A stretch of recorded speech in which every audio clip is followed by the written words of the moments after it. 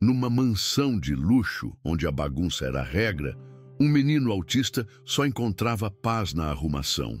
O pai milionário tentava curá-lo, forçando a desordem, mas a nova faxineira tinha um segredo. Ela entendia a língua silenciosa do menino, e o que ela fez para protegê-lo mudou a vida de todos para sempre. Se você já se arrepiou só com o comecinho dessa história, então faz o seguinte: se inscreve no canal para dar aquela força pra gente. Não custa nada e nos ajuda a continuar. Já aproveita, deixa o seu like para a gente saber que você gostou e ativa o sininho, porque a história de amanhã já está no forno e você não vai querer perder. A casa do milionário Heitor era esquisita de propósito. Os quadros caros ficavam pendurados de lado, os móveis de luxo espalhados de um jeito que não fazia sentido, e a decoração parecia ter sido feita durante um terremoto. Heitor era um cara que fez fortuna investindo em empresas malucas e ideias caóticas, e ele acreditava que a bagunça era o que fazia o mundo girar. A mansão dele era o retrato dessa ideia. Para Eva, a nova faxineira, aquilo tudo era uma agonia. Ela era uma pessoa que gostava de ver as coisas em seu devido lugar, e aquele caos organizado a deixava tonta. Mas ela precisava do emprego. Tinha contas para pagar e um aluguel atrasado desde que perdeu seu pequeno ateliê, onde fazia mosaicos. Então, ela respirou fundo, pronta para encarar a bagunça daquele homem rico. A gerente da casa, uma mulher séria que não sorria, deu as ordens para Eva. Aqui a gente não arruma, a gente mantém a bagunça, ela disse. Os livros ficam empilhados desse jeito, as almofadas são jogadas assim mesmo. O senhor Heitor acredita que a criatividade vem da desordem. Nosso trabalho é garantir que a desordem dele continue intacta. Eva achou aquilo a coisa mais maluca que já tinha ouvido. Limpar sem poder arrumar. Era como encher um balde furado. Mas ela concordou com a cabeça. Precisava daquele dinheiro e não estava em posição de discutir as manias de um milionário. Ela só não imaginava que a mania mais perigosa dele não estava na decoração da sala, mas na forma como ele tratava o próprio filho. Foi quando subiu para limpar o segundo andar que ela o viu pela primeira vez. Benício, o filho de 6 anos de Heitor. E o quarto do menino era o exato contrário da casa. Era um lugar de paz, todo branco e perfeitamente organizado. No meio do tapete, Benício estava de joelhos, completamente focado. Ele não brincava de forma normal. Com centenas de bloquinhos de madeira coloridos, ele montava um desenho gigante no chão. Era um padrão geométrico, com uma simetria e uma combinação de cores que eram de tirar o fôlego. Eva, que trabalhou a vida inteira com mosaicos, ficou parada na porta, impressionada. Cada peça estava no lugar exato, milimetricamente posicionada. O menino não falava, não fazia barulho. Toda a energia dele estava concentrada naquele desenho perfeito que ele criava. Eva entendeu na hora o que estava vendo. Aquilo não era só uma brincadeira de criança. Era uma linguagem, era a forma do menino se comunicar, de colocar ordem em um mundo que, para ele, devia ser muito confuso. No rosto de Benício havia uma calma, uma concentração que ela não via em nenhum outro lugar daquela mansão agitada. O quarto dele era um refúgio, uma ilha de silêncio e ordem no meio do oceano de caos que era a vida de seu pai. Enquanto o resto da casa gritava bagunça, aquele quarto sussurrava paz. E o menino, com seus blocos, era o arquiteto daquela paz, o único capaz de construir um lugar seguro para si mesmo naquele ambiente tão estranho. Mais tarde, Heitor chegou em casa com a energia de um furacão, falando alto no celular sobre quebrar o mercado e pensar fora da caixa. Ele era um homem bonito, com um sorriso fácil que parecia valer milhões. Ele viu Eva e deu um tapinha amigável em suas costas. Deixando tudo perfeitamente bagunçado, Eva. Gosto de ver, ele disse rindo. O progresso nasce do caos. Lembre-se sempre disso. Ele falava como um pastor pregando sua religião. Eva deu um sorriso amarelo. Pensou no menino lá em cima, em seu mundo de padrões perfeitos, e sentiu um nó no estômago. Era como água e óleo. O pai que amava o caos e o filho que precisava desesperadamente de ordem para conseguir respirar. A colisão que ela temia aconteceu minutos depois. Heitor subiu para ver o filho. Eva estava limpando o corredor e ouviu a voz dele entrando no quarto de Benício. "E aí, campeão, o que temos para hoje?"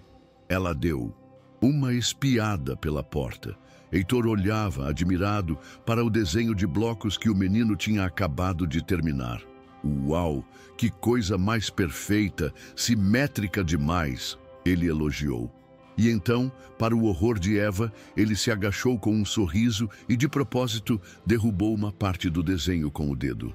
"Vamos quebrar um pouco as regras, filho", ele disse todo animado. "É assim que a gente aprende. A mágica está na bagunça." Eva sentiu o sangue gelar. Ele não fazia por maldade. E isso, de alguma forma, era ainda pior. A reação de Benício foi silenciosa e devastadora. Ele não gritou, ele se encolheu. Olhou para a parte destruída de sua obra-prima e começou a se balançar para frente e para trás, cada vez mais rápido. Levou as mãos aos ouvidos com força, como se quisesse bloquear um som que não existia. Seus olhos, antes brilhantes e focados, agora estavam opacos, perdidos em um pânico que não tinha voz.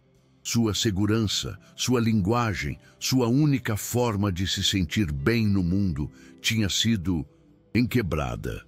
E o responsável era a pessoa que mais deveria protegê-lo, seu próprio pai, que sorria, achando que estava aplicando uma lição de criatividade, sem perceber que estava, na verdade, torturando o filho. Heitor olhou para a reação do menino e seu sorriso desapareceu, dando lugar a uma cara de frustração. "Puxa, filho, você ainda é muito resistente a mudanças", ele disse, balançando a cabeça. "Mas tudo bem. A terapeuta disse que temos que continuar tentando. A vida não é um quadrado. Perfeito. Você precisa aprender a lidar com o caos." Ele se levantou, deu um beijo rápido na cabeça do menino, que nem reagiu, e saiu do quarto. Passou por Eva e disse, como se estivesse comentando o tempo: "Ele é teimoso, mas com o tempo ele se acostuma com o mundo real."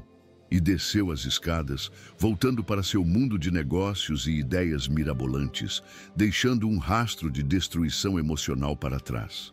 Eva ficou parada no corredor, o coração na mão. Ela olhava para o menino que continuava a se balançar, um pequeno barco perdido em uma tempestade silenciosa, e olhava para os blocos de madeira espalhados, que antes formavam um desenho lindo e agora eram apenas um monte de entulho. Por ter trabalhado com mosaicos, ela não via apenas blocos coloridos, via cacos, via uma linguagem que tinha sido violentamente interrompida. Ela entendeu, com uma clareza que doía, que Heitor, em sua ignorância, não estava ajudando o filho a se adaptar. Estava quebrando todos os dias a única coisa que mantinha aquele menino inteiro. E uma raiva silenciosa começou a nascer dentro dela, uma vontade de juntar aqueles cacos e proteger aquela criança a qualquer custo. Eva ficou parada no corredor, o coração apertado. Ela queria entrar naquele quarto, sentar no chão ao lado de Benício e tentar juntar os cacos do mundo dele. Mas o medo a paralisou. O medo de perder o emprego, de voltar para a estaca zero, com o aluguel batendo na porta. Ela era só a faxineira. Quem era ela para se meter na criação do filho de um milionário? Com um nó na garganta, ela se forçou a dar as costas e continuar seu trabalho, mas o som do balanço rítmico e silencioso do menino a seguiu pelo resto do dia, como uma assombração. Ela esfregava o chão, mas em sua mente estava tentando limpar a bagunça que Heitor havia deixado na alma de seu próprio filho.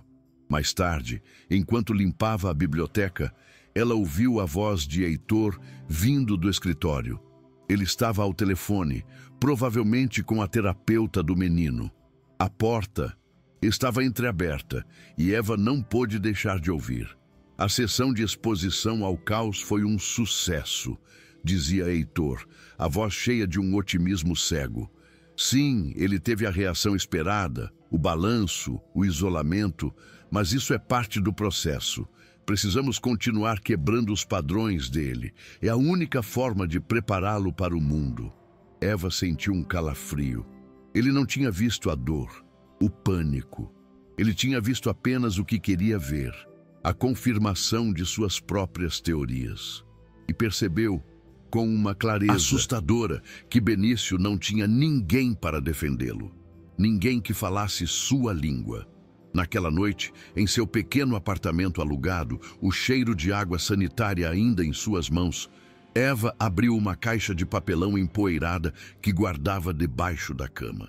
Dentro estavam as ferramentas de seu antigo ofício: cortadores de azulejo, pinças, espátulas.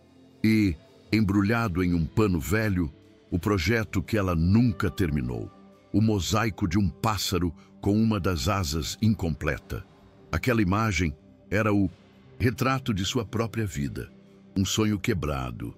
Ela se lembrou da alegria de seu pequeno ateliê, do cheiro de argamassa, da magia de transformar cacos em arte. Ela amava seu trabalho, mas não era boa com números, com negócios. E a vida não perdoava esse tipo de erro. Sua história era simples e triste. Ela tinha um sócio que era pura conversa. Ele fez maus negócios, acumulou dívidas em nome da pequena empresa e um dia simplesmente desapareceu, deixando Eva com um rombo financeiro impossível de cobrir. Ela teve que vender tudo: o forno, as mesas, suas ferramentas, até os mosaicos que estavam em exposição. Vendeu para pagar credores que batiam em sua porta, ameaçando-a. Foi humilhante. Da artista que criava beleza, ela se tornou a mulher que limpava a sujeira dos outros para sobreviver. E para aguentar a dor, ela enterrou fundo a artista que era, guardando naquela caixa a única prova de que um dia ela fora outra pessoa. O amor dela pelos mosaicos não era apenas pela beleza final, era pelo processo. Era sobre encontrar valor no que foi descartado. Ela passava horas em ferros velhos e lojas de material de construção, procurando por azulejos quebrados, pedaços de vidro, cacos de cerâmica que mais ninguém queria. Eram os pedaços imperfeitos, os rejeitados, que mais a fascinavam. Em suas mãos, o que era lixo se transformava. Um caco azul virava o céu, um pedaço de vidro verde virava uma folha. Era um ato de redenção.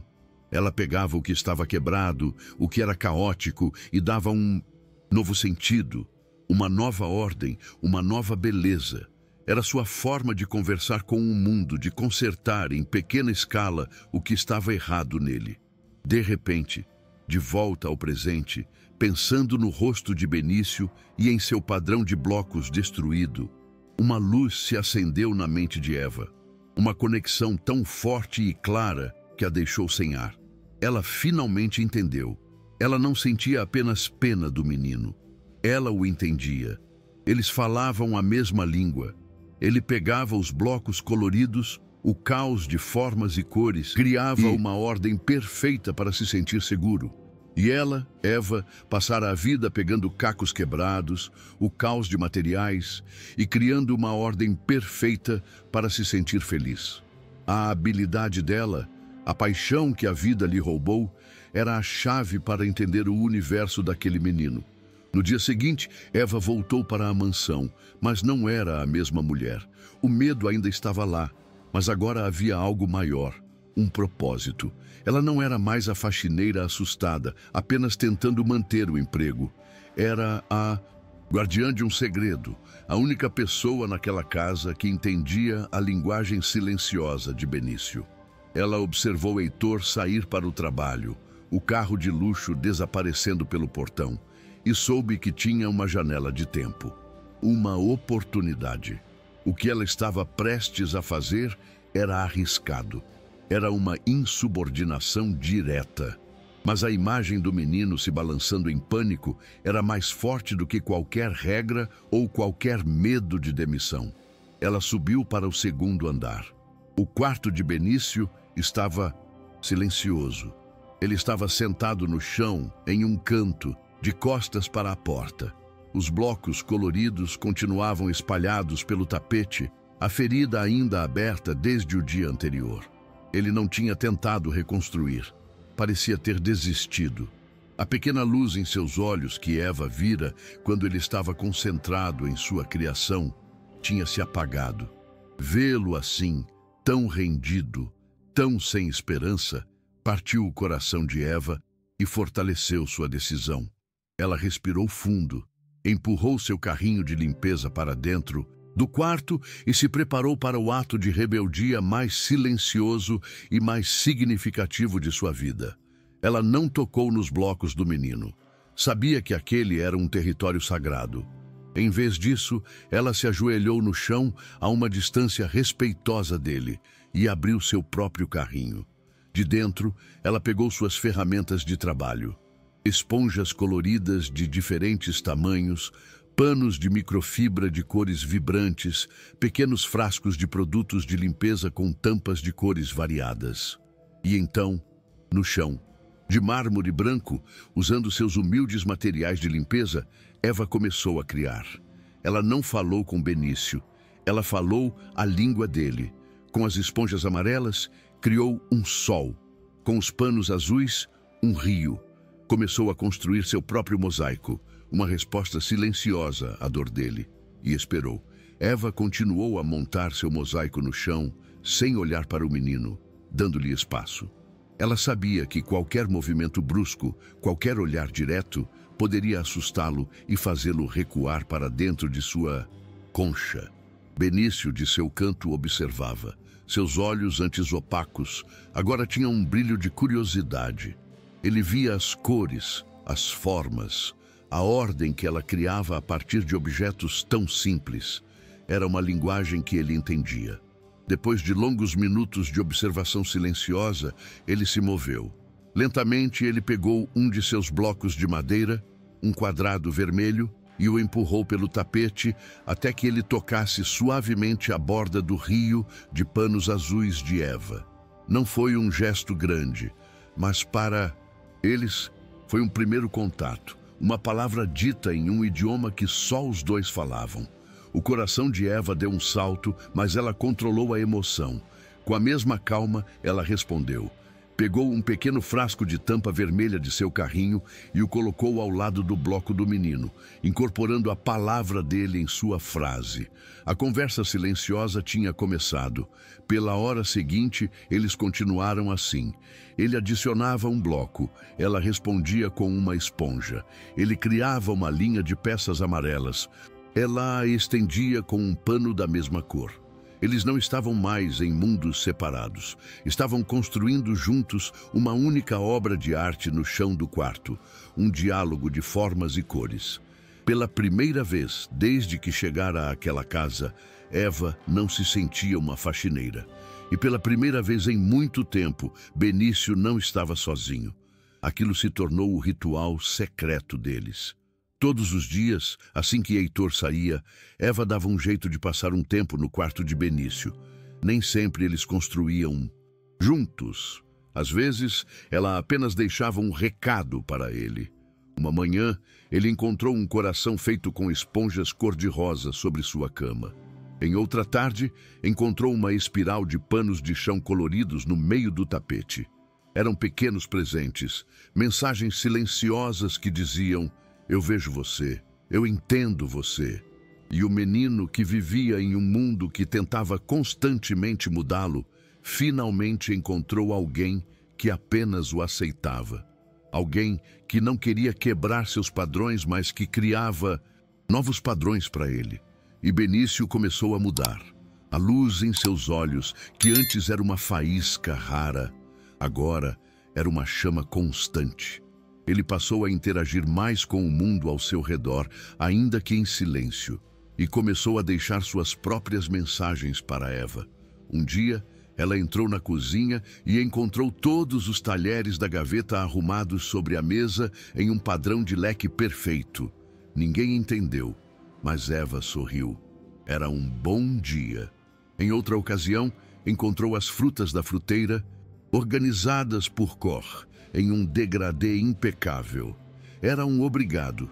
O menino estava usando o mundo ao seu redor para expandir seu vocabulário, e a única pessoa que conseguia ler suas frases era a faxineira que o mundo dos adultos considerava invisível. A melhora de Benício era notável, mas a causa era um mistério para todos, exceto para Eva. A gerente da casa, a mesma mulher séria de antes, comentou com a cozinheira: "O menino está mais calmo. Parece que as sessões de terapia do Sr. Heitor estão finalmente funcionando." Eva ouviu o comentário e sentiu uma pontada de ironia e tristeza. Heitor, em sua ignorância, estava levando o crédito por uma cura que acontecia justamente por causa do oposto de seus métodos. Enquanto ele quebrava os padrões do filho para expô-lo ao caos, Eva criava novos padrões para lhe dar segurança. E era nessa segurança que o menino encontrava forças para florescer. Heitor, claro, também notou a melhora. E como a gerente, atribuiu-a a seus próprios métodos disruptivos. Ele via o filho menos propenso a crises e mais observador, e interpretava isso como um sinal de que sua filosofia estava correta. "Eu não te disse?" Ele falou com a terapeuta ao telefone, em uma conversa que Eva, mais uma vez, ouviu sem querer. A exposição contínua ao caos está fortalecendo a resiliência dele. O cérebro dele está se adaptando. Acho que é hora de aumentarmos a dose. Vamos para o próximo nível. Eva sentiu um calafrio percorrer sua espinha. Ela não sabia o que era o próximo nível, mas sabia que, vindo de Heitor, não seria nada bom para Benício. A ideia de Heitor para o próximo nível era grandiosa e aterrorizante. Ele decidiu dar uma grande festa na mansão para seus sócios e para os CEOs das startups em que investia. Uma festa barulhenta, cheia de gente estranha, música alta e conversas sobrepostas. Um verdadeiro festival de caos. E ele estava determinado a fazer com que Benício participasse. "Ele precisa ver como o mundo real funciona", disse Heitor a um amigo. "Precisa entender que a vida não é um conjunto de blocos arrumadinhos. É uma festa imprevisível. Ele precisa se acostumar com isso." Para ele, era a terapia de exposição definitiva. Para Benício, Eva sabia, seria um pesadelo sensorial. Eva ficou desesperada. Todo o progresso frágil que eles haviam construído seria destruído em uma única noite de barulho e excesso de estímulos. Ela precisava fazer alguma coisa, precisava proteger o menino. Com o coração na mão, ela tentou falar com a gerente da casa. "Senhora, com todo o respeito, acho que uma festa com tanta gente talvez não seja uma boa ideia para o Benício. Ele é muito sensível a barulho." A mulher a olhou com frieza, como se ela fosse um inseto. "Faxineira, o seu trabalho é limpar o que sujam, não é dar palpites sobre a criação do filho do patrão. O senhor Heitor sabe o que está fazendo. Não se meta onde não é chamada." O aviso foi claro. Eva estava sozinha. O dia da festa chegou, e a mansão se transformou. Onde antes havia um caos organizado, agora havia um caos genuíno. Dezenas de pessoas circulavam com taças de champanhe. A música eletrônica pulsava em um volume que fazia as paredes tremerem, e as luzes coloridas piscavam, criando um ambiente de pesadelo para qualquer pessoa com sensibilidade sensorial. Eva observava tudo, o estômago revirado. E então, ela viu. Heitor descia a escada principal, trazendo um Benício aterrorizado pela mão. O menino usava um terninho que parecia desconfortável, e seus olhos estavam arregalados de pânico. Ele já tinha as mãos sobre os ouvidos, o corpo rígido, à beira de um colapso. Heitor, no entanto, parecia não notar, ou talvez escolhesse não notar. Ele sorria, apresentando o filho a seus convidados. "Este é o meu campeão, Benício, acostumando-o desde cedo com o mundo dos negócios", ele dizia, orgulhoso. Mas o menino não via o mundo dos negócios. Via um monstro de muitas cabeças, que falava alto e cheirava a perfume e álcool. Sua respiração ficou ofegante, seu corpo começou a balançar. A crise era iminente. Heitor, em sua cegueira, tentou forçar o menino a cumprimentar um de seus sócios. "Vamos lá, filho! Aperte a mão do senhor Azevedo!" Mas Benício não conseguia. Ele estava se afogando. Eva, observando de um canto com seu carrinho de limpeza, sentiu que precisava fazer uma escolha, ali e agora. Ou ela permanecia em seu lugar e assistia aquele menino se quebrar, ou ela atravessava o salão e enfrentava o furacão. Do ponto de vista de Heitor, a festa era um sucesso. A música estava no volume certo para estimular conversas, as pessoas mais importantes da cidade estavam ali e os negócios fluíam junto com o champanhe.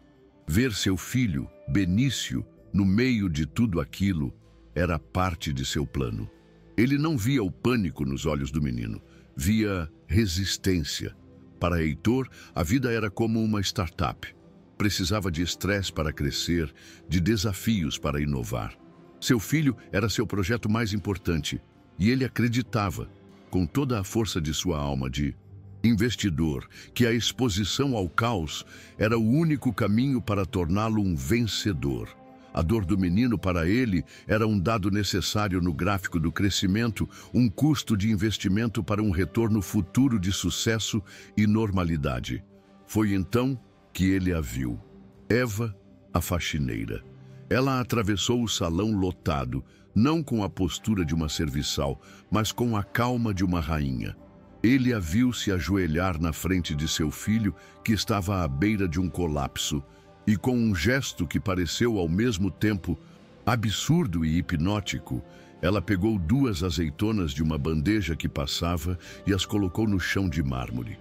Em seguida, pegou um pequeno guardanapo de papel, o dobrou em um triângulo e o posicionou ao lado delas.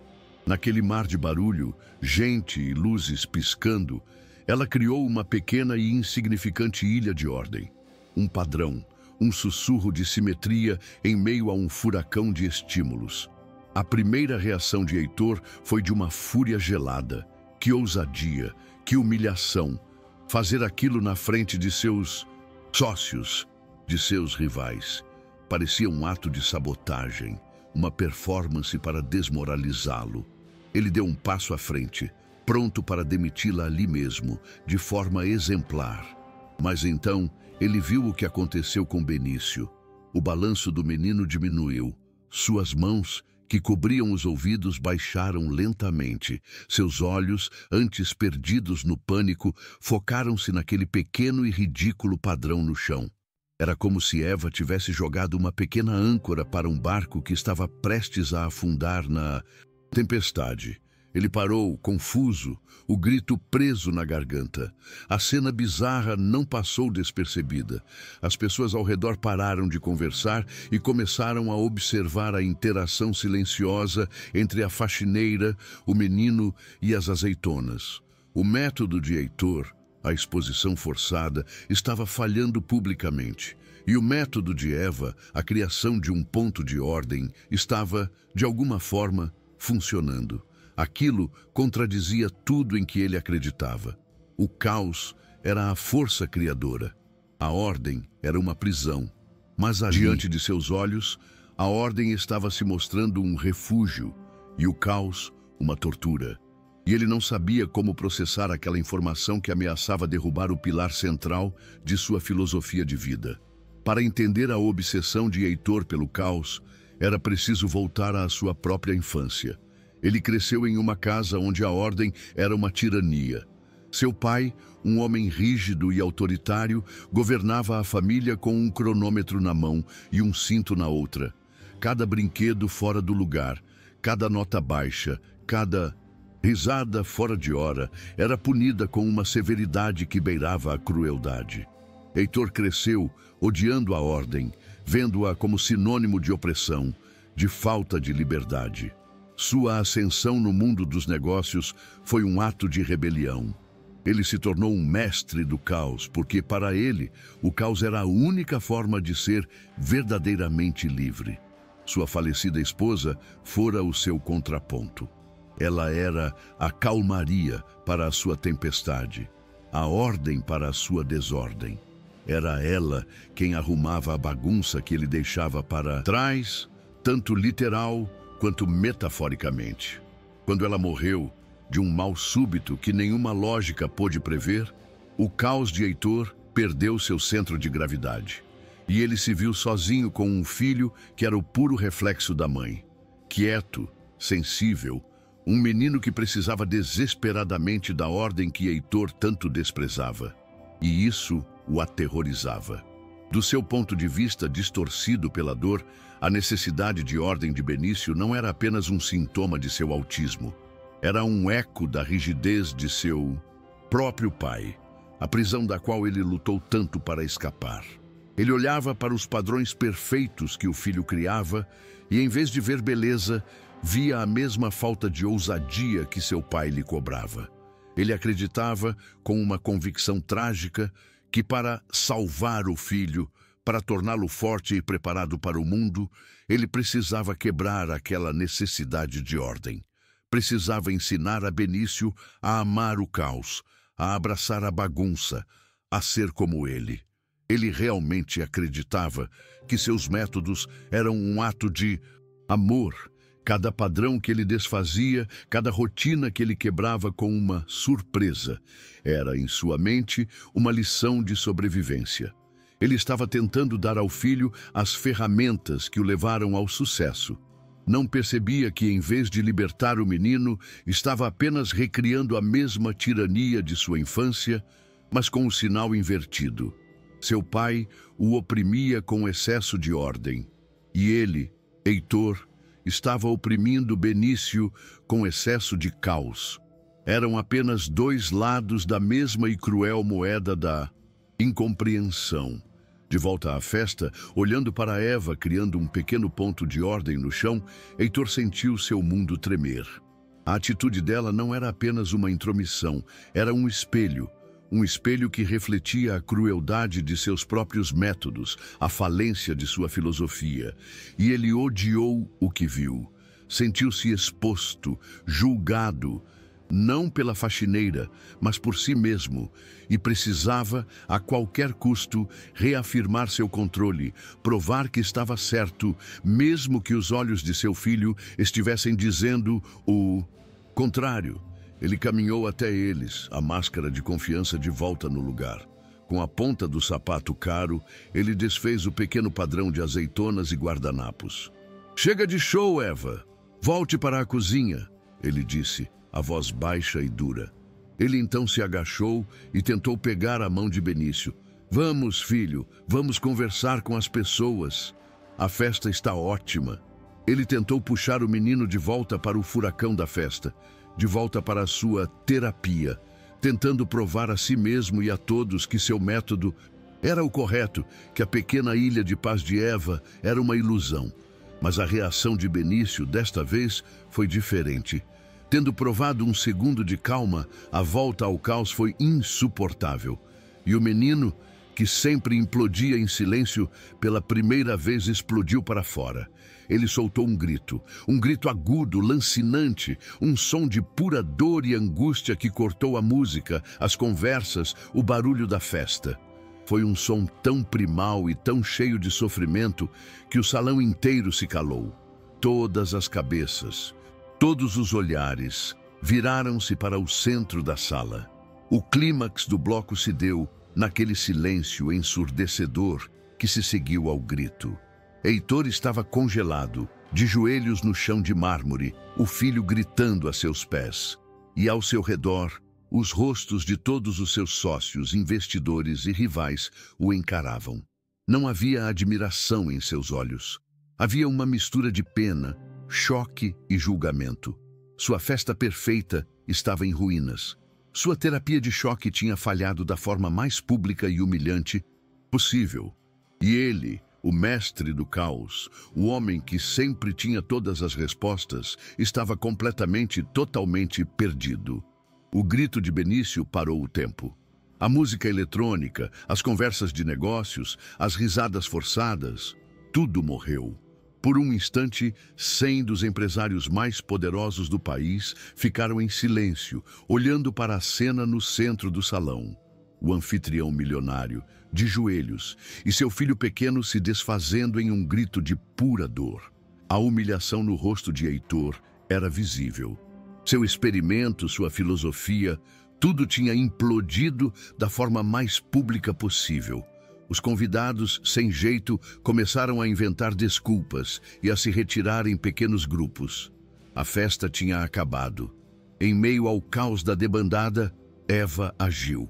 Ela caminhou com uma calma que não sentia, ignorou os olhares e se ajoelhou ao lado de Benício. Não o tocou. Apenas começou a remontar o pequeno padrão de azeitonas no chão. E, lentamente, o grito do menino se transformou em um soluço, seu foco se desviando do pânico para a pequena ilha de ordem que ela recriava. Heitor ficou para trás, sozinho no salão devastado. Taças de champanhe pela metade, guardanapos amassados e o eco do grito do filho. Ele olhou para as azeitonas esmagadas no mármore, os restos da tentativa de Eva de salvar a situação. E a verdade o atingiu. Sua teoria estava errada, completamente errada. Ele não estava fortalecendo o filho, estava o quebrando. Acreditava tanto em sua própria genialidade, em sua capacidade de perturbar o sistema para melhor, que não percebeu que estava aplicando a mesma lógica brutal de uma aquisição de empresa à alma de uma criança. E o resultado, como em qualquer negócio mal administrado, fora a falência. Uma falência pública, vergonhosa e, acima de tudo, dolorosamente real. Ele subiu as escadas, sentindo o peso de cada degrau. O som dos soluços de Benício o guiou até o quarto. Parou na porta, com medo do que encontraria. E a cena o desarmou. Eva estava sentada no chão, em silêncio, com os blocos de madeira que ele mesmo espalhara no dia anterior. Ela estava reconstruindo o padrão original do menino, peça por peça, com a paciência de uma artesã. E Benício estava ao lado dela, também em silêncio, apenas observando. O balanço de seu corpo tinha parado. Aos poucos, ele esticou a mão e entregou a Eva um bloco azul que estava faltando.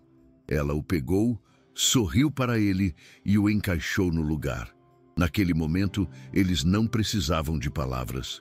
Heitor entrou no quarto. O barulho de seus sapatos fez Benício se encolher, como se esperasse um novo terremoto. Eva se levantou pronta para ser demitida, mas Heitor não gritou. Ele apenas caminhou lentamente e, para o choque dos dois, sentou-se no chão com eles. Foi o gesto mais difícil de sua vida. Sentar no chão era admitir a derrota. Era descer de seu pedestal de certezas e se colocar no mesmo nível da dor do filho. Ele ficou ali, sem saber o que fazer, o que dizer, sentindo-se um estranho em seu próprio universo, um rei exilado em seu próprio castelo. Ele era um gênio em criar o caos, mas não fazia a menor ideia de como consertar o que havia quebrado. Depois de um silêncio que pareceu durar uma eternidade, ele olhou para Eva. A raiva tinha desaparecido, dando lugar a uma vulnerabilidade crua. "Me ensina", ele disse, a voz um sussurro, quase inaudível. A frase era um pedido de socorro, uma rendição. O investidor de risco, o mestre da disrupção, estava pedindo ajuda à faxineira.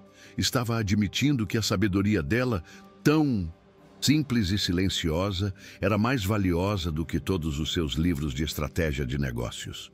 Eva o olhou nos olhos e não viu um patrão, mas um pai perdido. Um homem tão quebrado quanto as peças do mosaico que ela um dia amou. Ela não deu uma lição. Apenas falou de seu próprio mundo. "Mosaicos são assim", ela disse, a voz calma. "As peças separadas são só cacos. O que dá beleza é o espaço entre elas. A argamassa, o silêncio que une tudo e cria o desenho." Ela olhou para Benício. "Ele não precisa de mais barulho, de mais caos. Ele precisa de espaço, de silêncio, de uma base segura para que ele mesmo possa, peça por peça, montar o próprio padrão. O trabalho da gente não é quebrar o que ele constrói, é só entregar a ele o próximo caco e confiar que ele saberá onde encaixar. Heitor ouvia, e cada palavra dela era uma peça que se encaixava em seu próprio quebra-cabeça interno. Benício, que ouvia a conversa com uma atenção surpreendente, fez algo ainda mais corajoso. Ele pegou um dos blocos amarelos e o estendeu para o pai. Era um convite, um gesto de perdão, uma oferta para que ele participasse de sua reconstrução. Heitor olhou para o pequeno bloco de madeira como se fosse um objeto alienígena. Com a mão trêmula, ele o pegou. O toque da mão do filho na sua foi o primeiro contato genuíno que tiveram em meses. E naquele simples toque, Heitor sentiu o peso de sua própria distância, de sua própria falha. Ele tinha o filho nos braços, mas não sabia como segurá-lo. Ele segurou o bloco, sem saber onde colocá-lo. Olhou para o padrão quase completo no chão, sentindo-se um analfabeto naquela linguagem. Eva, percebendo sua hesitação, aproximou-se. Com um gesto delicado, ela guiou a mão dele, mostrando um pequeno espaço vazio no meio do desenho. "Acho que é aqui", ela sussurrou. Heitor encaixou a peça. O padrão se completou. O ato de construir algo juntos, os três, mesmo que fosse um simples desenho de blocos no chão, foi a primeira terapia de família de verdade que eles tiveram. Não havia teoria nem método. Havia apenas a partilha de um momento de criação, um pequeno ato de colocar as coisas de volta em seu devido lugar. Eles ficaram ali, em silêncio, admirando o mosaico completo. A festa esquecida no andar de baixo, o mundo dos negócios, as manchetes de amanhã, nada daquilo importava. Naquele quarto, no chão, em meio a blocos de madeira coloridos, uma nova ordem, frágil mas real, começava a se estabelecer. Uma ordem baseada não na imposição do caos, nem na rigidez das regras, mas na beleza simples de três pessoas encontrando um lugar para cada peça, juntas. Pela primeira vez, a mansão de Heitor parecia, de fato, ter encontrado o seu centro, a sua verdadeira harmonia. Mais tarde, quando Benício finalmente adormeceu, calmo e em paz pela primeira vez, depois de uma crise, Heitor encontrou Eva na cozinha. A adrenalina tinha passado e a exaustão tomava conta dos dois. Ele a olhou, a mulher que em poucas horas tinha demolido seu mundo e depois lhe mostrado como reconstruí-lo. "Eu não quero que você seja mais a faxineira", ele disse, a voz firme. "Isso é um desperdício. Eu quero que você seja a tutora do Benício, a arquiteta da paz dele. Eu te pago o que for preciso, o dobro, o triplo, o que você pedir." Era a única linguagem que ele conhecia para expressar sua gratidão e sua necessidade. A do dinheiro, do contrato. Eva ouviu a oferta, mas balançou a cabeça suavemente. "Eu aceito o cargo, Heitor, mas não quero o seu dinheiro extra." Ele a olhou. "O que eu quero", ela continuou, "é uma coisa que o senhor não pode comprar. Eu quero o seu tempo, 1 hora, todos os dias, sem celular, sem interrupções. O senhor, eu e o Benício, aqui no chão, construindo." A condição dela era um contrato muito mais exigente do que qualquer acordo financeiro. Ela não estava pedindo um salário. Estava pedindo a presença dele, o comprometimento dele. Estava pedindo que ele se tornasse, de fato, parte da cura de seu próprio filho. Heitor não hesitou. Segundo, a humilhação da festa o tinha ensinado uma lição. "Combinado", ele disse, a voz rouca de emoção. O pacto estava selado. Ele, o mestre do caos, iria para a escola, aprender a linguagem da ordem e da paciência. Quando Eva se virou para sair exausta, ele a chamou uma última vez. A pergunta que ele fez não era sobre Benício, nem sobre o trabalho. Era sobre ela. E mostrava que, pela primeira vez, ele a estava vendo de verdade, não como uma solução para seus problemas, mas como uma pessoa. "Eva", ele disse, a voz hesitante, "o seu ateliê de mosaicos, você sente falta dele? Todos nós já erramos.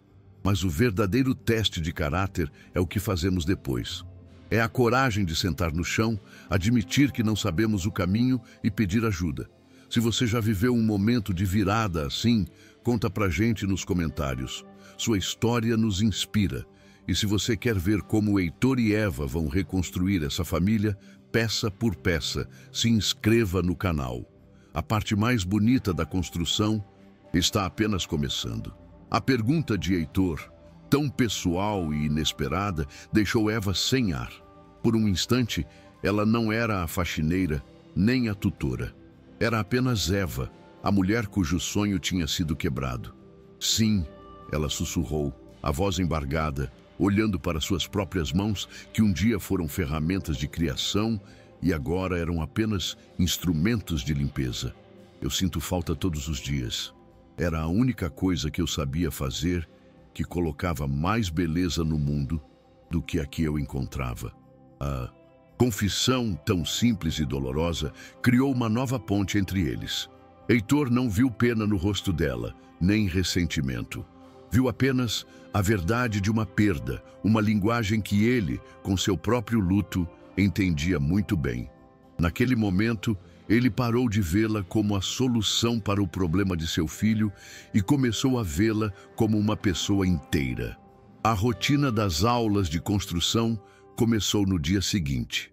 E no início foi um desastre cômico. Heitor, o homem que comandava reuniões de bilhões, era terrivelmente desajeitado no chão. Ele era impaciente, tentava encontrar atalhos para montar as torres de blocos mais rápido, analisava a estrutura como se fosse um projeto de engenharia. Benício, sentindo a energia ansiosa do pai, ficava tenso, recuando para seu silêncio. As primeiras sessões foram marcadas por torres que caíam, frustração e um silêncio pesado. Heitor estava tentando vencer a brincadeira, aplicar suas regras de negócios a um universo que não tinha regras, apenas sentimento. O ponto de virada aconteceu no terceiro dia. Heitor, irritado porque uma torre de blocos coloridos desabou pela quinta vez, começou a explicar a Benício sobre centro de gravidade e distribuição de peso. Eva, com uma calma que beirava a santidade, o interrompeu. Heitor, ela disse suavemente. Ele parou surpreso. Não é sobre a torre ficar de pé, é sobre a graça que a gente sente enquanto ela sobe. E é sobre a gente rir junto quando ela cai. A frase, tão simples, o atingiu em cheio. Rir quando cai. A filosofia de sua vida era o oposto. Era sobre nunca cair. E se caísse, era sobre se levantar rápido, sem que ninguém visse. A ideia de encontrar alegria no colapso era completamente nova para ele. E então, ele tentou. Na vez seguinte que a torre caiu, em vez de bufar de frustração, ele olhou para Eva, que sorria, e se permitiu sorrir também. Um sorriso pequeno, enferrujado. Benício, vendo o pai sorrir da falha, olhou de um para o outro e soltou uma pequena risada sem som. Um balançar de ombros que era pura alegria. Heitor começou a entender. Ele parou de tentar ensinar e começou a aprender. Aprendeu a sentar em silêncio, apenas observando o filho criar. Aprendeu a não ter pressa. E, o mais importante, aprendeu que o silêncio de Benício não era vazio. Era um espaço cheio de pensamentos, de ideias, de uma lógica complexa e bonita. Ele estava, finalmente, aprendendo a ler seu filho. Benício, sentindo a mudança na energia do pai, começou a se soltar. Seus padrões, antes rígidos e defensivos, tornaram-se mais ousados, mais criativos. Ele começou a misturar cores, a criar formas assimétricas. Estava testando os limites de seu próprio mundo, agora que se sentia seguro para fazê-lo. E começou a incluir o pai.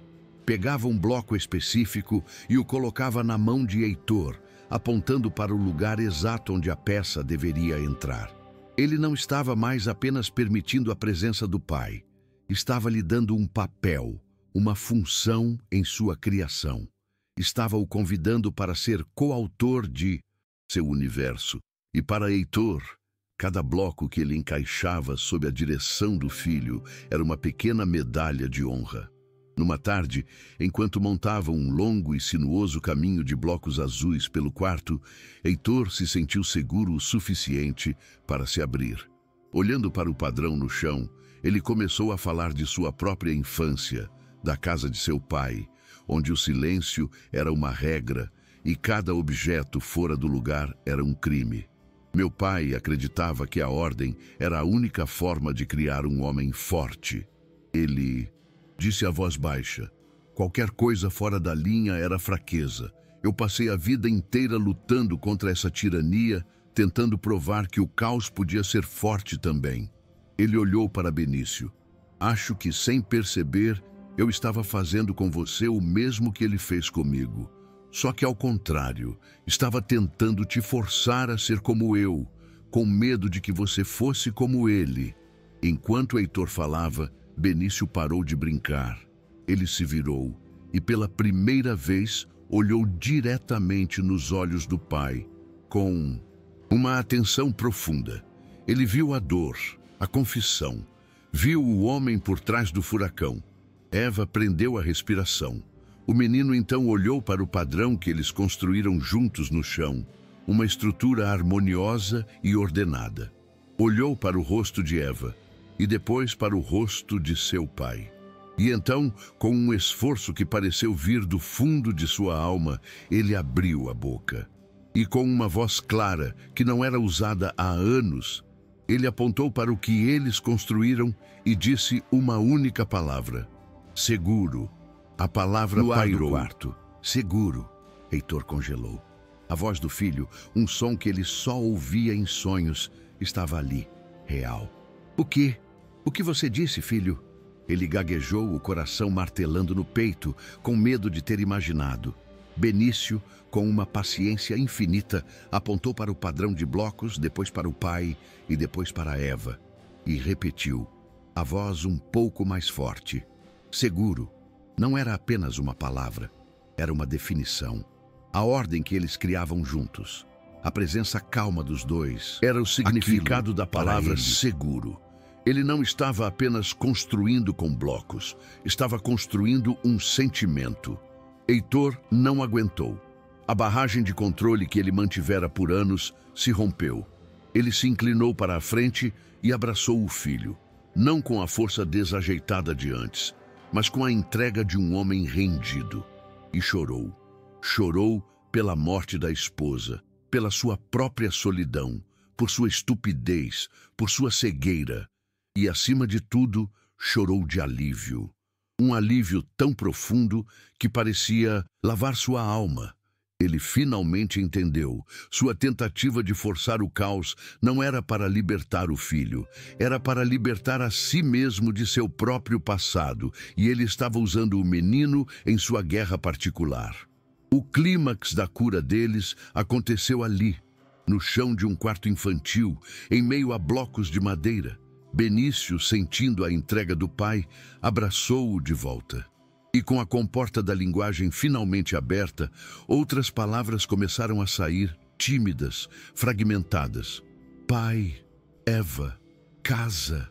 Apontava, nomeava, reconectava seu mundo. Heitor apenas o segurava, sussurrando pedidos de desculpas e palavras de amor que ficaram presas por tempo demais. Eva, sentada ao lado deles, chorava em silêncio, não de tristeza, mas como testemunha de um pequeno e sagrado milagre. O mosaico daquela família, que estava em cacos, começava finalmente a encontrar suas peças. Naquela noite, depois de colocar um Benício falante e feliz para dormir, Heitor levou Eva para uma parte da mansão que ela nunca tinha visto. Uma grande sala de fundos com janelas imensas que davam para o jardim, mas que estava cheia de móveis velhos e empoeirados. Esta sala, ele disse, a voz cheia de uma nova e calma autoridade, será o seu novo ateliê.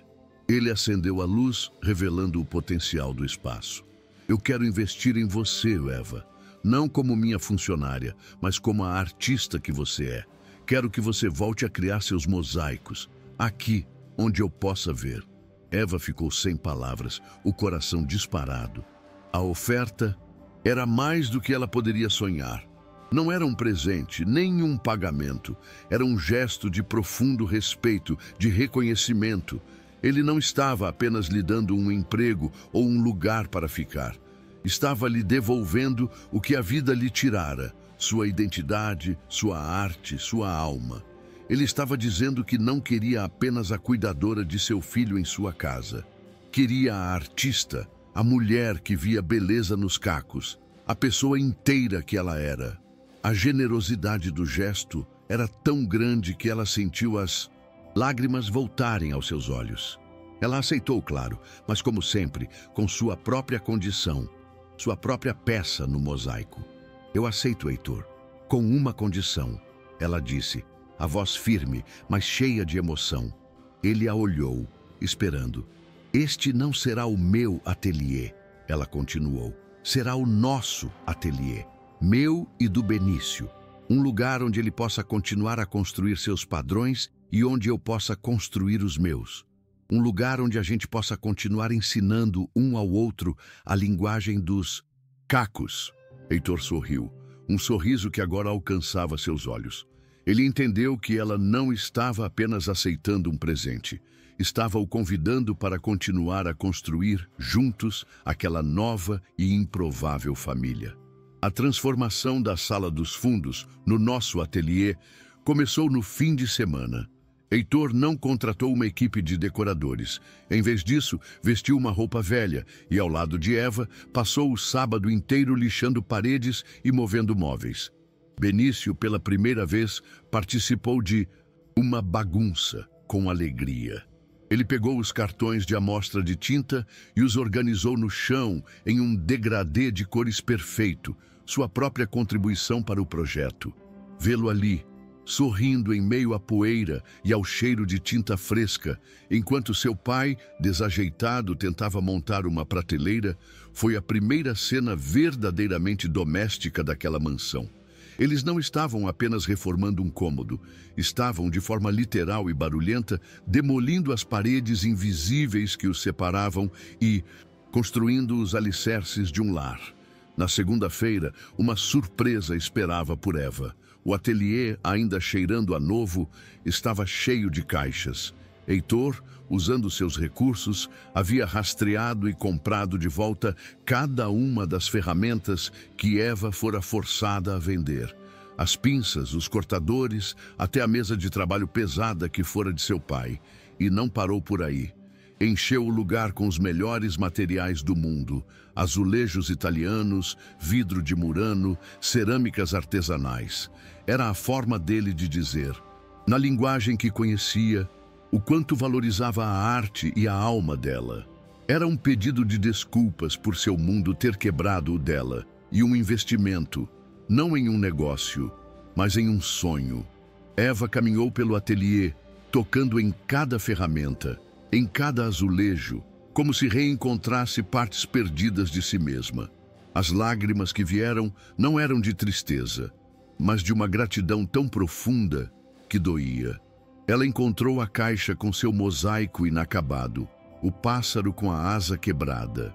Com as mãos firmes, ela o colocou na mesa de trabalho, selecionou alguns cacos de um azul profundo e, com uma precisão que a memória de seus dedos não esquecera, começou a trabalhar.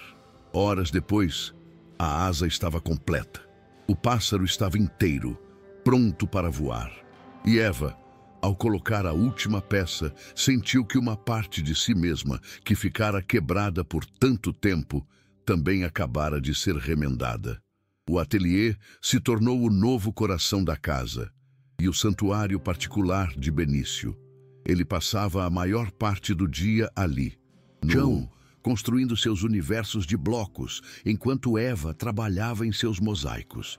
Havia uma cumplicidade silenciosa entre eles. O som dos blocos de Benício se encaixando era a trilha sonora para o trabalho de Eva. E o som suave dos cacos de cerâmica sendo cortados era a música de fundo para as criações do menino. Às vezes, ele se aproximava da mesa dela e apontava para um caco de cor específica. Eva, então, o pegava e o colocava em sua obra. eram colaboradores, dois artistas em residência, falando a mesma língua sem precisar de uma única palavra. Heitor, fiel à sua promessa, cumpria sua aula de 1 hora todos os dias. No início, ele se sentia um intruso naquele espaço de criação silenciosa. Mas, aos poucos, encontrou seu lugar. Seu trabalho, ele descobriu, era o de preparador. Ele organizava os cacos por cor para Eva, limpava as ferramentas e até aprendeu a quebrar as placas de azulejo maiores, uma tarefa que exigia força e que ele descobriu ser estranhamente terapêutica. Quebrar coisas, que antes era sua filosofia de negócios, agora era um simples ato de serviço, uma forma de ajudar a criar beleza em vez de disrupção. E no processo, ele se sentia mais calmo e mais útil do que em qualquer reunião de diretoria. A mudança na filosofia de Heitor começou a transparecer de formas inesperadas. Numa tarde, ele chegou de seu escritório carregando um vaso de cerâmica antigo e caríssimo que tinha sido quebrado durante o transporte. Seus assistentes estavam horrorizados com a perda. Heitor, no entanto, colocou a caixa com os cacos na frente de Eva. "Achei que você poderia fazer algo com isso", ele disse com um sorriso. "Acho que pode ficar ainda mais bonito do que era antes." A frase era a prova final de sua conversão. O homem que pregava a disrupção agora via o valor na reconstrução. Ele finalmente entendia que o verdadeiro poder não estava em quebrar as coisas, mas na arte de saber juntar os pedaços. Eva e Benício aceitaram o desafio. Juntos, eles começaram a trabalhar nos cacos do vaso. Eva os lixava e os limpava, e Benício os organizava por tamanho e forma, criando um novo padrão. Eles não tentaram esconder as rachaduras. Pelo contrário, seguindo a antiga técnica japonesa do kintsugi, que Eva conhecia, eles preencheram as linhas de quebra com uma argamassa dourada. O vaso, ao final, não estava consertado, estava transformado. As cicatrizes douradas contavam uma nova história, a história de algo que se quebrou e se tornou ainda mais belo por causa de suas feridas. O objeto tornou-se o símbolo perfeito daquela nova família. 3 pessoas quebradas, unidas por fios de ouro de paciência e afeto. O vocabulário de Benício florescia naquele ambiente seguro e criativo. A palavra seguro deu origem a outras. Primeiro ele começou a nomear as cores dos cacos que Eva usava: azul, amarelo. Depois começou a descrever as formas: redondo, quadrado. Eram palavras simples, concretas, ligadas ao mundo que ele podia ver e tocar. Até que, um dia, enquanto Heitor o ajudava a montar uma torre de blocos, Benício apontou para o pai e disse, com uma clareza surpreendente: "Papai." A palavra tão simples e tão esperada atingiu Heitor com a força de uma revelação. Ele não era mais apenas Heitor, o CEO. Ele era, finalmente e acima de tudo, papai. Heitor começou a integrar seus 2 mundos. Ele trazia para casa os planos de negócios de novas startups e os mostrava a Eva e Benício. Mas, em vez de falar em sinergia e escalabilidade, ele os descrevia de outra forma. "Vejam", ele dizia, apontando para um organograma, "isto é um padrão de ideias. Esta peça se encaixa aqui para que esta outra possa crescer ali." Ele estava aprendendo a traduzir a lógica de seu mundo para a linguagem de padrões que sua família entendia. E no processo, descobriu que explicar as coisas de forma simples o ajudava a ver seus próprios negócios com uma clareza que ele nunca tivera antes. Eva, sentindo-se cada vez mais segura, também começou a compartilhar as peças quebradas de seu passado. Ela contou a Heitor, em detalhes, a história de seu ex-sócio, da traição, da dívida que quase a destruiu. Contou sobre a vergonha, sobre o medo de confiar em alguém novamente em qualquer tipo de parceria. Heitor ouviu tudo, o rosto sério, sem interromper. Ele não ofereceu soluções fáceis, nem disse, "esqueça isso." Ele apenas ouviu, absorvendo a história dela, entendendo a profundidade das cicatrizes que ela carregava, a vulnerabilidade dela. Em vez de afastá-lo, apenas aumentou o respeito e o carinho que sentia por ela. A resposta dele não foi um cheque para pagar as dívidas antigas dela, foi algo muito mais significativo. Na semana seguinte, ele a chamou ao escritório. Eu conversei com meus advogados, ele disse. Nós encontramos seu ex-sócio e estamos entrando com um processo contra ele por fraude. Não é pelo dinheiro, Eva, é para limpar seu nome, para que o mundo saiba que a culpa nunca foi sua. O gesto de Heitor era uma declaração. Ele não estava apenas a ajudando, estava a defendendo, usando seu poder para corrigir uma injustiça, para lutar por ela. Para Eva, que sempre lutara sozinha, ter alguém em sua trincheira era um sentimento novo e avassalador. O novo Heitor começou a ser notado pelo mundo exterior. Sua empresa, antes conhecida pela agressividade, começou a investir em projetos de impacto social, em startups fundadas por mulheres, em negócios que tinham um propósito além do lucro. Seus colegas do mercado financeiro achavam que ele tinha enlouquecido. O Midas do caos virou filantropo, diziam com ironia. Mas o que eles não entendiam era que Heitor não estava ficando mais mole, estava ficando mais sábio. Ele descobriu que o maior risco de todos não era investir em uma ideia maluca, mas passar a vida inteira investindo nas coisas erradas. O progresso de Benício era a prova diária de que eles estavam no caminho certo. Com a segurança de sua rotina e a liberdade de seu ateliê, suas crises de sobrecarga sensorial se tornaram cada vez mais raras. Ele começou a tolerar ambientes com mais pessoas. Um dia, Heitor o levou para seu escritório de verdade, no centro da cidade. Benício ficou quieto, observando tudo.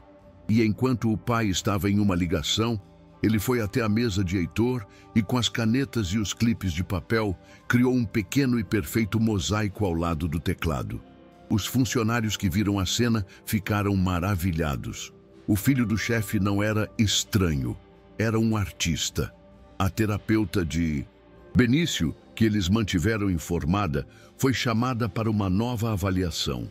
Ela passou uma tarde no ateliê, observando a interação entre Eva, Heitor e o menino. Ao final, ela se sentou com eles, os olhos cheios de uma admiração humilde.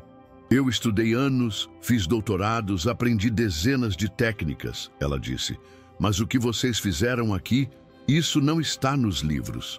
Vocês não trataram o autismo dele.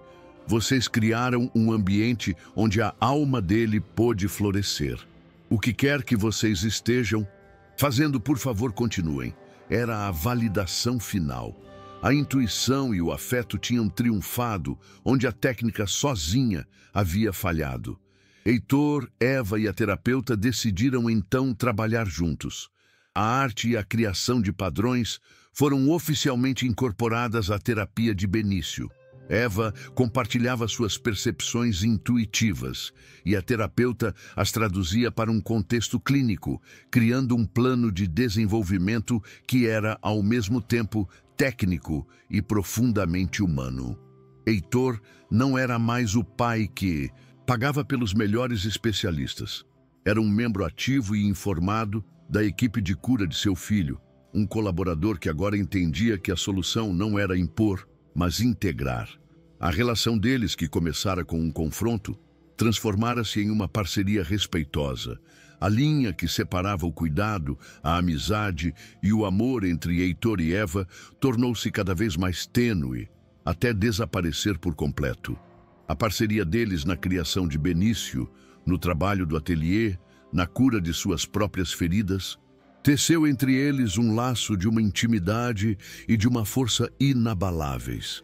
Eles eram o porto seguro um do outro. O caos e a ordem, que antes os definiam como opostos, agora eram apenas duas qualidades que juntas criavam um equilíbrio perfeito. E eles descobriram que o amor não era um grande evento, mas uma sucessão de pequenos mosaicos. Um café trazido na hora certa, uma mão que ajuda a lixar um caco de azulejo, um olhar de cumplicidade por cima da cabeça de um menino feliz. Numa noite, o ateliê estava silencioso. Benício, exausto após um dia de criações, tinha adormecido em um pequeno sofá no canto. A luz da lua entrava pelas janelas, iluminando a poeira de cerâmica no ar que brilhava como estrelas. Heitor e Eva trabalhavam lado a lado em um grande painel de mosaico que decidiram criar juntos. O único som era o clique suave das pinças e o raspar dos azulejos. Era um silêncio confortável, cheio de tudo o que eles não precisavam mais dizer. A presença um do outro bastava. Heitor parou de trabalhar e se virou para ela. Eva, ele disse a voz baixa, eu passei a vida inteira quebrando coisas só para ver o que acontecia, para provar que eu era mais forte que a ordem. E você passou a sua vida juntando os cacos para criar algo mais bonito. Ele pegou a mão dela, os dedos dela sujos de argamassa. Acho que eu preciso de você para me manter inteiro, para me lembrar que a maior beleza não está na disrupção, mas na reconstrução. Eva olhou para as mãos deles juntas. A mão dele, grande e forte, a dela, pequena e hábil. E eu passei tanto tempo com medo, ela confessou, a voz um sussurro. Medo de que minhas peças nunca mais se encaixassem, que eu estava destinada a viver entre os cacos. Você me deu um lugar, Heitor, um lugar seguro para tentar de novo. Ela apertou a mão dele e em seu olhar não havia mais medo, apenas a certeza de quem encontrou seu lugar no padrão do universo. Ele então teve uma ideia, a mais lógica e ao mesmo tempo a mais ousada de todas. Este ateliê, ele disse olhando ao redor, ele não pode ser só nosso. A cura que encontramos aqui, ela precisa ser compartilhada. Ele propôs que eles transformassem o nosso ateliê em uma fundação, um lugar que usaria a arte dos mosaicos para ajudar outras crianças neurodivergentes a encontrar sua própria linguagem, sua própria forma de criar ordem. Ele não estava pedindo a ela em casamento, estava a convidando para uma missão, um propósito de vida compartilhado. Ela o olhou, o coração transbordando de uma emoção que não tinha nome. Era amor, era gratidão, era parceria, era tudo junto. Ele não estava lhe oferecendo seu sobrenome ou sua fortuna. Estava lhe oferecendo um sonho que era ainda maior que os sonhos individuais deles. Ele estava lhe oferecendo a chance de transformar a dor dos dois em esperança para muitos. Então, somos sócios? Ele perguntou, com um sorriso, testando as águas. Ela sorriu de volta, os olhos brilhando sob a luz da lua. Somos uma família, ela respondeu. E famílias constroem coisas juntas. Eles olharam para Benício, dormindo em paz, a prova viva de sua mais bela e bem-sucedida colaboração. 2 anos depois, o nosso ateliê tinha se transformado na Fundação Mosaico, um centro de arte-terapia conhecido em todo o país. A antiga sala da mansão era agora um espaço vibrante, cheio de crianças de todas as origens, que encontravam nos cacos de azulejo e nos potes de argamassa uma forma de dar cor e ordem a seus próprios mundos internos. Eva, com uma serenidade que inspirava a todos, não era mais apenas uma artista, era uma terapeuta respeitada, a alma da fundação. E Benício, agora com 8 anos, falante e sociável, atuava como um monitor júnior, ajudando as crianças mais novas a encontrar as peças certas. O único professor ali que entendia de verdade a linguagem silenciosa dos padrões. Heitor era uma presença constante, não como o financiador, mas como o quebrador oficial de azulejos, o homem que encontrou sua maior alegria na tarefa humilde de preparar a matéria-prima para a criação. A transformação de Heitor era tema de artigos em revistas de negócios. O Midas do Caos havia se tornado o filósofo da reconstrução. Em um evento de premiação da fundação, um jornalista lhe perguntou qual era o segredo de seu recente sucesso, esperando uma dica de investimento. Heitor sorriu, olhou para Eva e Benício na primeira fila e respondeu, para a surpresa de todos: o segredo foi parar de investir na disrupção e começar a investir na construção. Eu aprendi com a minha família que o maior retorno sobre o investimento não vem de quebrar as coisas, mas de ter a paciência de juntar os cacos para criar algo mais valioso. A frase, tão simples e tão profunda, resumiu a mudança de um homem e de um império. Certo dia, uma carta chegou para Eva. O remetente era seu ex-sócio, o homem que a deixara com uma montanha de dívidas e desaparecera. Com as mãos um pouco trêmulas, ela abriu. Não era uma ameaça, nem um pedido de dinheiro. Era um pedido de perdão. Ele contava que tinha visto uma reportagem sobre a fundação, que se sentira inspirado pela história dela e que, consumido pela culpa, estava começando a depositar, em pequenas parcelas, o dinheiro que lhe devia. Não era o suficiente para apagar o passado, mas era o suficiente para fechar a ferida. Eva leu a carta, sentiu um breve momento de paz e, em seguida, a rasgou. Ela não precisava mais daquele perdão, nem daquele dinheiro. Sua vida já estava inteira novamente. O casamento deles aconteceu no ateliê, no aniversário de 1 ano da fundação. Não houve marcha nupcial, nem discursos formais. No centro do salão havia um grande painel de madeira em branco. E durante a cerimônia, em vez de trocarem votos verbais, eles construíram um mosaico. Heitor trouxe os cacos escuros, representando o passado quebrado. Eva trouxe os cacos coloridos, representando a beleza encontrada. E Benício, o portador das alianças, trouxe a peça final, um coração de cerâmica dourada que ele mesmo pintou, e o encaixou bem no centro do painel. O beijo deles não selou um contrato, mas uma obra de arte, uma promessa de que, para sempre, eles continuariam a construir sua vida juntos, peça por peça. A vida deles encontrou seu padrão, uma rotina de uma felicidade tranquila. As manhãs eram no ateliê, com o som de crianças e o cheiro de argamassa. As tardes eram no jardim, onde Benício agora explicava ao pai os nomes científicos das plantas. E as noites eram na cozinha, onde os três juntos inventavam novas receitas, criando um novo caderno, não de Elisa, mas da família que eles formaram. Benício, que um dia se comunicou com blocos, agora era um menino tagarela que contava histórias, fazia piadas e explicava com uma lógica impressionante por que a cor azul trazia mais calma para seus padrões do que a verde. A comunicação na casa era aberta, barulhenta e, acima de tudo, feliz. Numa tarde, enquanto trabalhava em um pequeno mosaico, Benício perguntou a Eva: "Mãe, por que você gosta tanto de coisas quebradas?" Eva parou o que estava fazendo, limpou as mãos no avental e olhou para o filho com todo o amor do mundo. "Porque as coisas quebradas, meu filho, são as que têm as melhores histórias." Ela respondeu, a voz suave. "Um prato inteiro é apenas um prato, mas um prato que se quebra e é colado de novo, ele carrega a memória da queda e a força da reconstrução." Ela pegou um caco azul. Quando a gente junta os pedaços com cuidado e com amor, eles não voltam a ser o que eram antes.